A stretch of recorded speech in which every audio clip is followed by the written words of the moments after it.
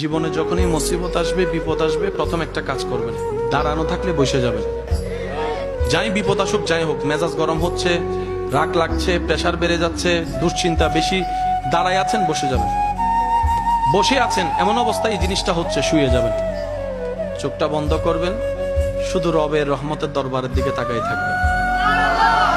আর মন, অস্থির মনকে বারবার শোনাবেন, আমার আল্লাহ আছে, আমার আল্লাহ যা করবে তাই হবে, আমার আল্লাহ খুশি হয়ে দিল আলহামদুলিল্লাহ, আমার আল্লাহ খুশি হয়ে না দিল আলহামদুলিল্লাহ। আমি আমার আল্লাহকে খুশি করার চেষ্টা করব। আমার কোনো চাওয়া নাই, পাওয়া নাই, শক্তি নাই, কারণ সবকিছু তো রবের হুকুমেই হবে। আল্লাহ, আমি তোমার উপর ভরসা করলাম, বাকিটা তোমার উপর ছেড়ে দিলাম। দেখবেন সাথে সাথে আপনার সব টেনশন অর্ধেক কমে গেছে। তাহলে আপনার রাগ উঠারও সম্ভাবনা, প্রেসার বাড়ারও সম্ভাবনা, প্রেসার লো হয়ে যাওয়ারও সম্ভাবনা, চিন্তায় গালে হাত দেওয়ারও সম্ভাবনা, আপনি স্থির হয়ে যাবেন।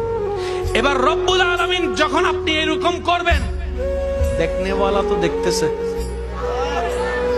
দেখনেওয়ালা তো দেখতেছে। এবার রব ডাক দিয়ে বলবে, ফেরেশতা, এই আমার বান্দার কি হইছে রে?